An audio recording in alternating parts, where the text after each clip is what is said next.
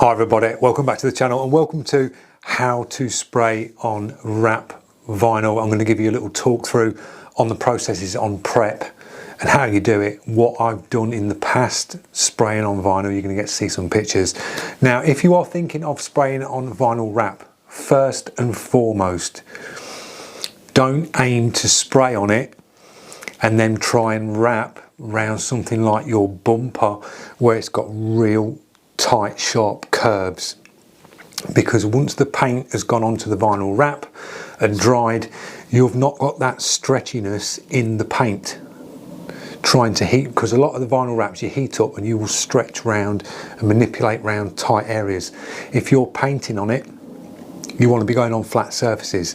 So I'll pop you some pictures up now. This was one of the first goes I had at airbrushing on vinyl, and it's on this car here on Woodworm. Now the rear windows were done on vinyl all the way around the back, so I had the back window done which had a slight curve in it, and then the two side windows. Now I airbrushed straight down on vinyl on this, and this is why I know that it works, because that car I think today is still going, and that was done in 2012. So it does last up, but there's a certain process that you have to go about doing to get it to last. But I'm going to talk you through that in this video.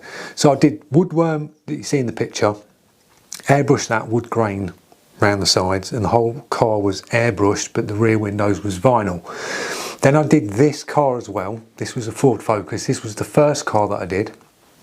I did the rear windows on this in vinyl again, done like a metal texture on that with rivets, and done like a porthole where you could look through into the car on the rear windows. So prepping your vinyl, we've got some grey, Nardo grey wrap vinyl here. Now the way I would go about doing this is cut it to the size you want.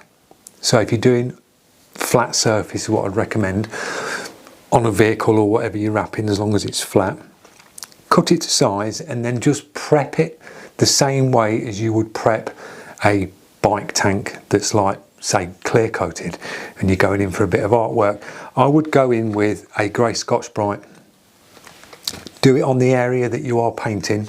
So if you're doing a portrait, and that's what we're going to be doing on these pieces, I would do the area that you're going to paint on, just scuff it back, and then clean it down with wax and grease remover like you would a car panel if you're going to paint, and then go straight in with your acrylics.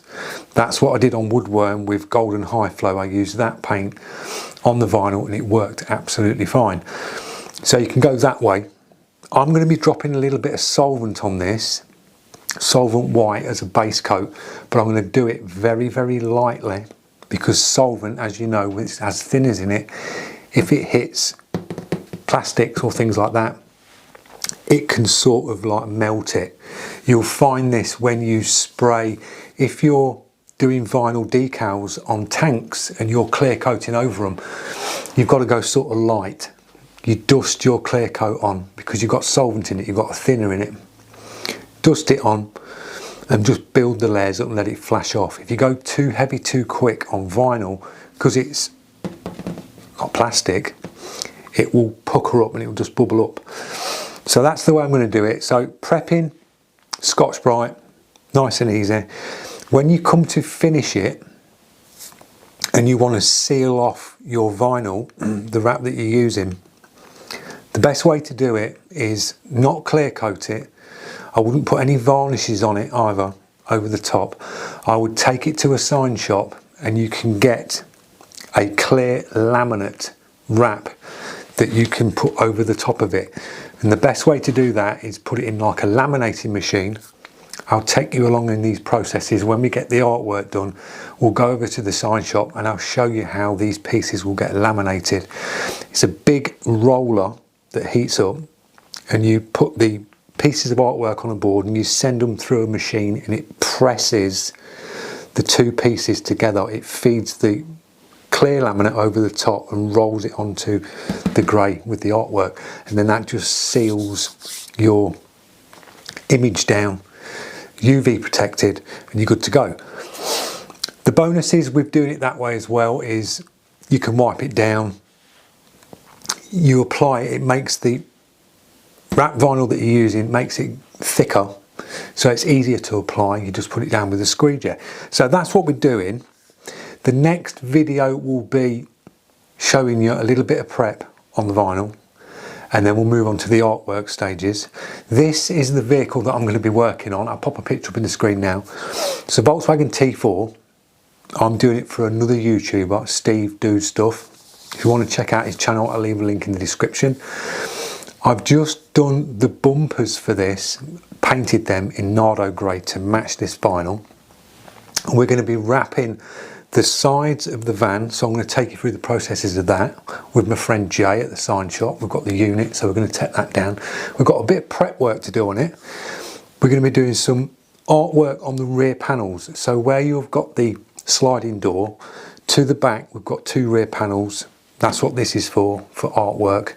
And we've got the back door, 1 back door to do full drop of vinyl with a piece of artwork in. So then 3 pieces will be took to the sign shop, laminated.